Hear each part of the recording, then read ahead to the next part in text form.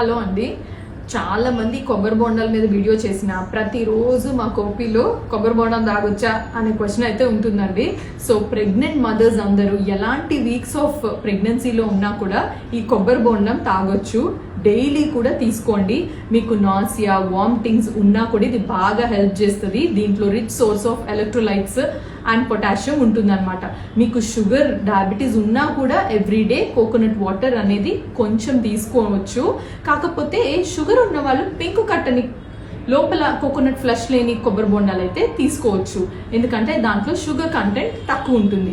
ఇక దీని వల్లే ఆమ్నియాటిక్ ఫ్లూయిడ్ పెరిగిపోతుంది అని అయితే అనుకోవద్దు. బట్ డెఫినెట్లీ ఇవి రిచ్ సోర్స్ ఆఫ్ వాటర్ కాబట్టి హైడ్రేషన్కి మంచిగా హెల్ప్ అవుతుంది.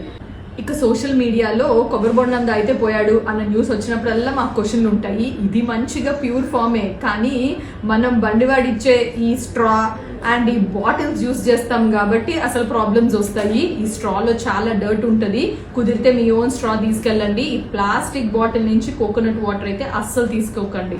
అండ్ ఆల్సో ఎప్పుడైతే మీకు టేస్ట్ డిఫరెంట్గా ఉన్నా లేదా కోకోనట్ వాటర్ బాగా థిక్గా హేజీగా ఉన్నప్పుడు కూడా అస్సలు ఆ బొండం డిస్కార్డ్ చేయండి, ఎందుకంటే ఫంగల్ స్పోర్స్ ఉంటాయి అన్నమాట.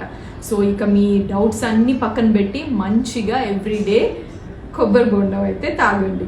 Thank you.